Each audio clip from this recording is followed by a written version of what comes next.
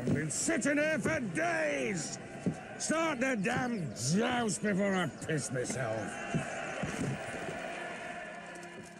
A popular fan theory is that magic and sorcery were involved in Rhaegar's victory at the Tourney of Harrenhal. This is the tourney where Rhaegar won and then skipped over his wife to crown Lyanna Stark his queen of love and beauty. Eventually, they eloped, which kicked off the events that led to Robert's Rebellion and eventually the fall of the Targaryen dynasty. In this video, we're going to focus specifically on how he won the tourney, and if sorcery and magic were involved.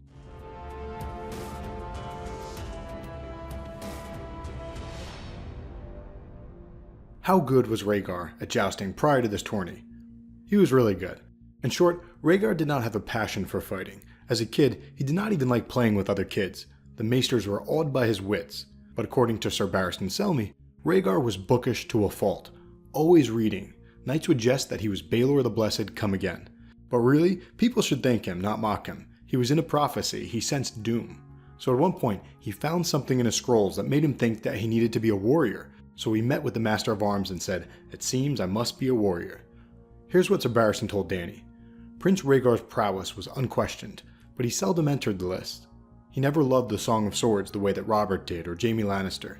It was something he had to do, a task the world set to him. He did it well, for he did everything well. That was his nature. But he took no joy in it. Men said that he loved his harp better than his lance. When he was young, his grace rode brilliantly in a tourney at Storm's End, defeating Lord Steffon Baratheon, Lord Jason Mallister, the Red Viper of Dorne, and a mystery knight who proved to be the infamous Simon Toyne, chief of the Kingswood Outlaws. He broke 12 lances against Sir Arthur Dayne that day. Was he champion, she said? No, your grace. That honor went to another knight of the Kingsguard, who unhorsed Rhaegar in the final tilt. What's funny about that is that Barristan is humbly speaking about himself. He unhorsed Rhaegar that day. But clearly, Rhaegar was pretty good.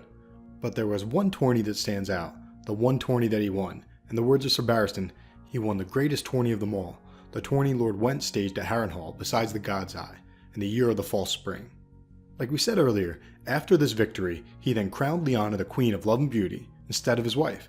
Barristan notes that, quote, "Men will win one tourney and fall quickly in the next. A slick spot in the grass may mean defeat, or what you ate for supper the night before.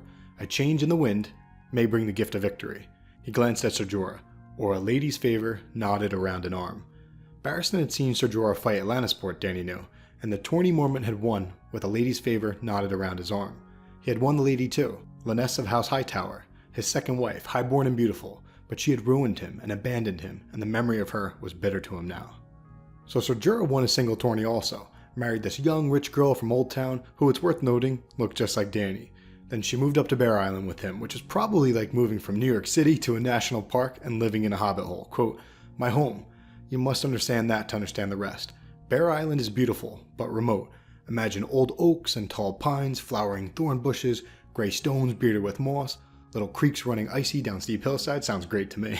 The Hall of the Mormonts is built of huge logs surrounded by an earthen palisade. Aside from a few crofters, many people live along the coast and fish the seas. The island lies far to the north, and our winters are more terrible than you can imagine, Khaleesi. I fight as well as any man, but I have never been a tourney knight. Yet with Lynesse's favor knotted around my arm, I was a different man. I lived for her smiles, so I sent all the way to Old Town for a new cook and brought a harper from Lannisport. Goldsmiths, jewelers, dressmakers, whatever she wanted, I found for her, but it was never enough. Bear Island is rich in bears and trees, and poor in aught else. I built a fine ship for her, and we traveled to Lannisport and Old Town for festivals and fairs, and once even to Braavos, where I borrowed heavily from the moneylenders. It was as a tourney champion that I had won her hand and heart, so I entered other tourneys for myself again, and each defeat meant the loss of another charger and another suit of jousting armor, which must needs be ransomed or replaced. The cost could not be borne. Finally, I insisted we return home, but there, matters soon grew worse than before. I could no longer pay the cook and the harper, and Lynesse grew wild when I spoke of pawning her jewels. So then Ser Jorah sold some poachers to slavers, was sentenced to death by Ned Stark, and fled to Essos. While off fighting as a sellsword, his wife moved in with a merchant, and is rumored to be his head concubine. Does he hate her? Yeah, almost as much as he still loves her. But I drift. The point is, in real life, we excel when we do things that we love, and we do things best when we do things out of love for another. Many fans believe that sorcery and magic were involved in Prince Rhaegar's tourney win in the most important tourney of them all, and they're right. He leveraged what I think Dany refers to as the oldest and most powerful magic of them all: love.